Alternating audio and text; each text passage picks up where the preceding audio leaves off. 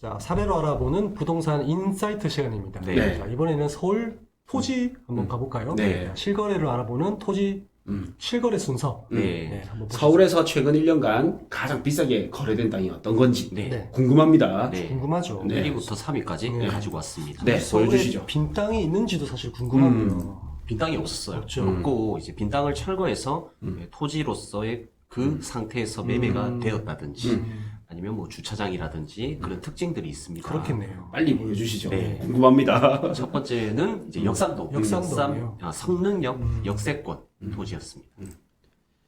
볼게요. 주소가 708-41번지. 네. 일단 여기도 더블 역세권이다 보니까 굉장히 뭐 토지 효용 가치는 굉장히 그냥 그렇죠. 높다고 네. 보여지고요. 교통 접근성이 너무 좋죠. 네. 와, 스타벅스 옆. 그죠? 가격이 평당 6억 7천, 1,524억 원 네, 물건이었습니다. 확실히 서울이라 그런지 이게 단위 자체가 좀 네. 달라요. 네. 공이 한두 개가 더 붙어 있네요. 한 개도 아니고 한 개 내지 두 개가 더 붙어. 네. 1,500이라면 큰일 납니다. 네. 와, 이게 보자. 이 철거해서 코너로 네. 펜스가 쳐져 있는. 예, 이렇게 쓰는 거네요. 와, 사업 같은 빌딩 업무 시설이 올라갈 것 같아요. 네. 과거 모습이 궁금합니다. 네. 2008년에 이렇게. 4층짜리 하나, 둘, 네. 셋, 넷. 4층짜리 건물이 있고 그 옆에도 네. 좀 낮아 보이는 건물이 있네. 네. 와, 코너 자리 건물 너무 그러네요. 좋죠. 코너 자리가 아직까지 저렇게 살아있다는 것은 좀 이분의 주인의 뚝심이 좀 있었던 것 같아요. 그렇죠. 네.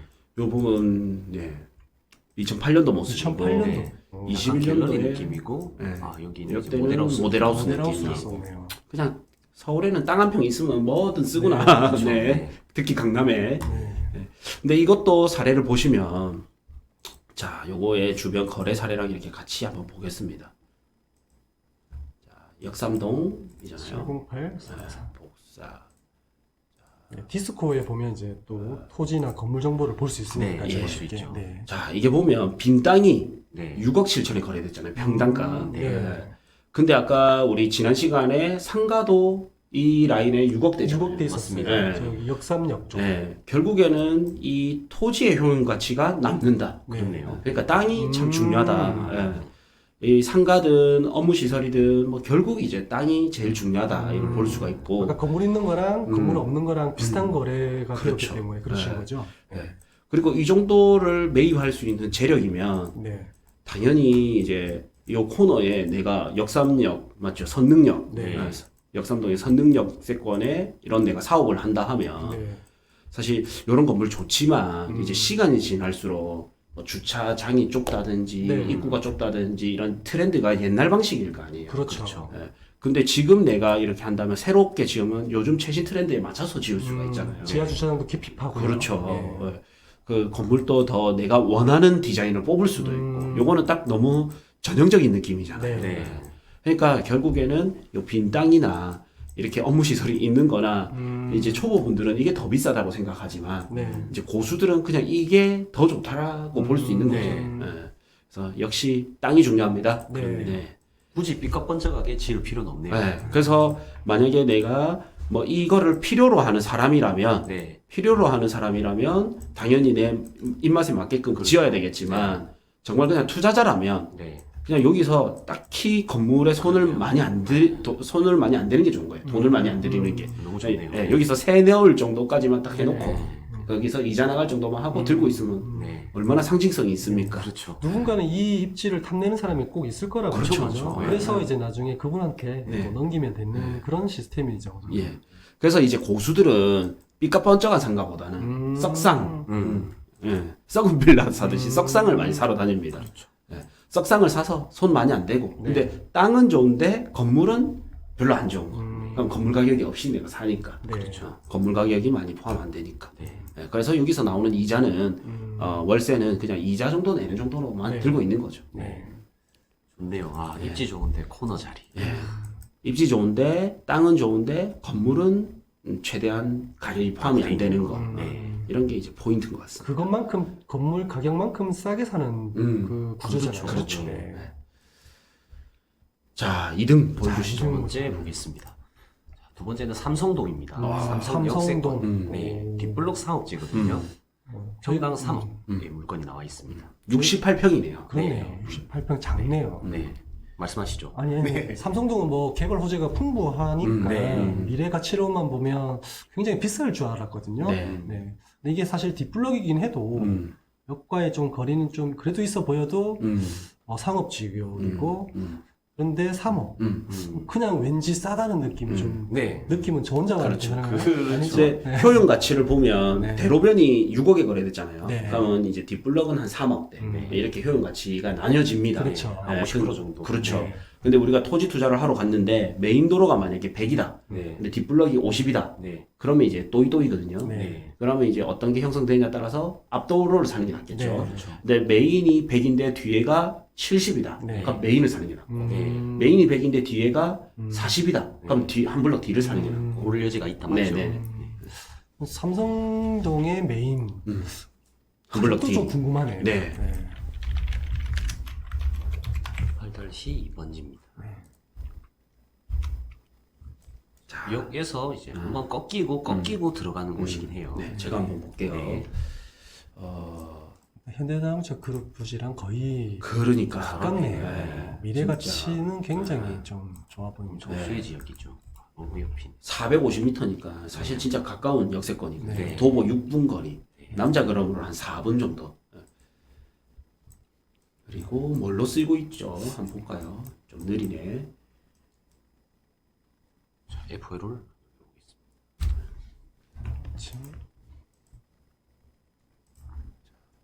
일단 뭐 코엑스 바로 옆이라서 네. 저는 뭐 이게 뒷블럭이고 앞블럭이고 간에 네. 다 좋아 보여요. 네, 이 도보권에 바로 있으니까 네. 주차장으로 쓰고 있네요. 현재는 주차장을 쓰고 예. 있고. 더 좋네요. 아, 오히려 이렇게 오면 또 맞죠? 네.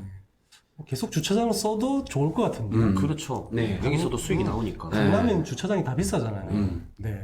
강남의 주차장. 와, 비싸죠. 가지고 싶다.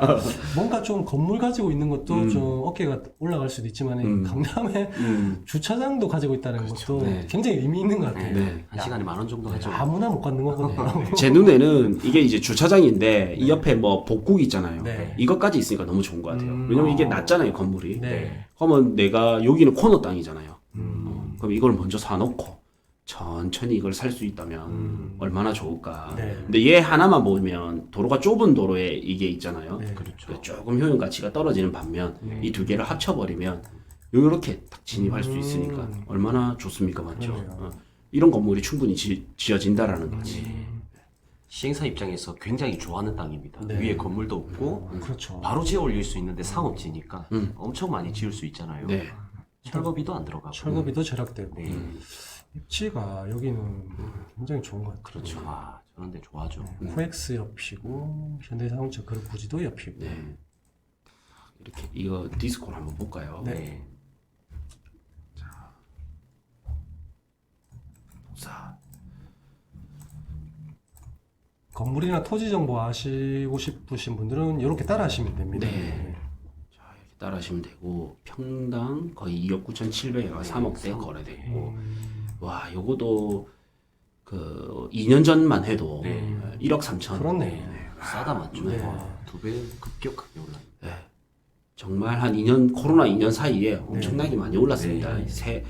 세 배 정도, 3배 조금 안 되게. 그렇죠. 2.5배 정도 올랐으니까. 사실 아파트 가격도 뭐 평당 1억이 헐 넘어가는 시대니까 이런 상가 건물 더 많이 이런 올랐죠. 것들이 평당 1억 한다면 진짜 좀 싸 보이는 느낌이 예. 들어요. 그렇죠. 이렇게 계속 금방 이런 게 좋은 것 같아요. 아파트 평당가랑 비교하면서 얼마나 이제 이게 서로 비교를 해보는 거 네. 너무 좋은 것 같습니다. 이게 22년 1월이니까 올해 네. 1월 달에 다 거래됐다 맞죠? 네. 이런 것도 옆에 매물 나와 나와 있네요. 있어요. 예. 2억 8천에. 예. 와. 근데 이거는 코너라서 2억 8천이니까 이거는 좀 싸게 사고 싶을 것 같다. 네. 그렇죠. 예, 자기 혼자 뭔가 쓰기에는 약간 아쉽고 그렇다고 옆에 이 자산 오보가 있고 옆에는 어차피 이렇게 큰 오피스텔이 지어져 있잖아요. 그러면 어차피 이 땅을 가지고 옆 땅이랑 합치기는 힘들겠죠. 이 땅과 옆 땅을 합치기는 힘들잖아요. 그렇죠. 이 땅은 무조건 이 주차장이랑 합쳐야 돼. 그래야 효용 가치가 제일 높거든요. 건설사에서도 이걸 좀 매입하고 싶어 하지 않을까 맞죠? 네. 그리고 이제 우리가 아까 상업지에서 네. 사옥을 오피스 건물을 봤을 때 면적이 300평대에서 대지 면적이 500평대가 많았잖아요. 네. 그러면 이런 거를 면적 제기로 해서 이렇게 합쳐보는 거예요. 네. 145평이잖아요. 약간 아쉽거든요. 그렇네요. 좀 약하네요. 사업용으로는 좀 쓰기 그렇죠. 좀- 내가 한 145평에 건물을 지어 올리자니 주차장 뽑기가 애매할 거단 말이에요. 그러니까 이 사람도 요걸까지 사놓으면 213평이니까 이제 크면 클수록 좋죠. 요렇게 수요가 많은 땅에서는. 네. 근데 딱 빈 땅이 이거밖에 없네. 그러네요. 네. 물건은 나와 있는 것 같아요. 서로 기싸움을 하는 것 같아요. 네. 어.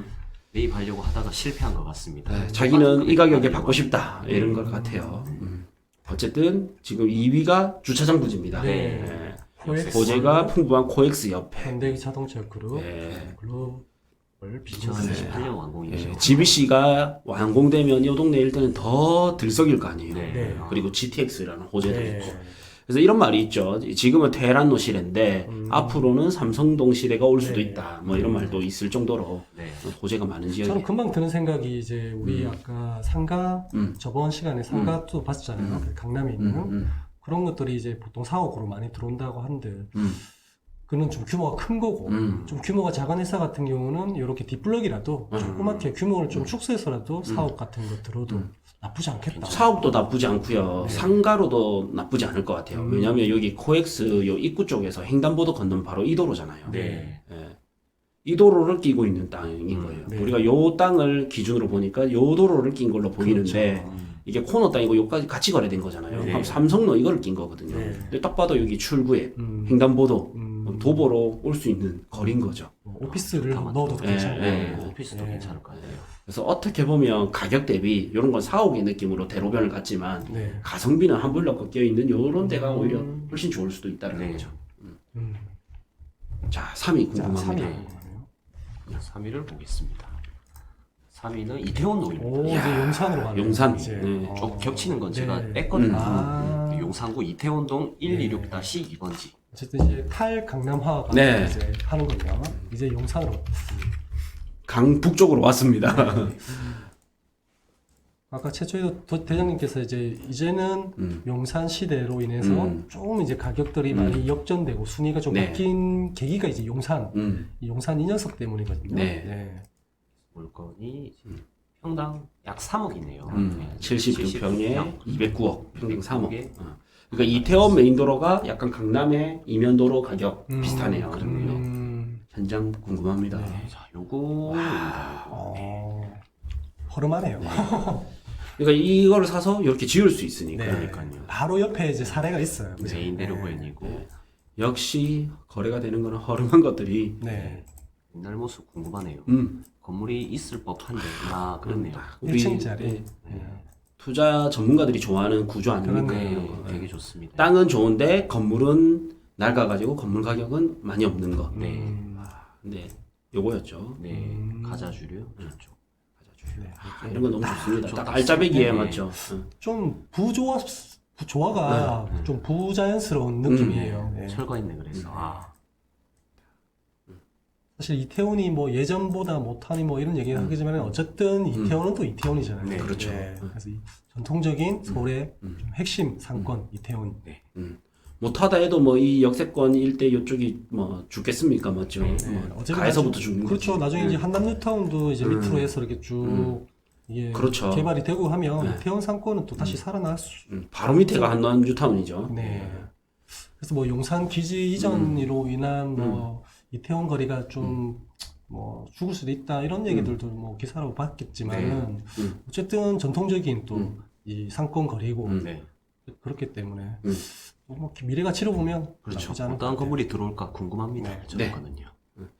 그래서 오늘은 이제 토지를 이렇게 살펴봤는데 네. 상가나 업무 시설과 비슷하게 결국에는 이제 강남 역세권 혹은 상권이 좀 발달되어 있는 이태원 네. 메인도로 네. 이런 데가 좀 비싸게 거래됐네요. 네. 그리고 이 땅값과 상가가 지어진 건물 가격이 크게 차이가 없다라는 또 특징을 좀 볼 수 네. 있었습니다. 맞습니다. 예, 오늘은 이제 이렇게 마치겠습니다. 네. 네.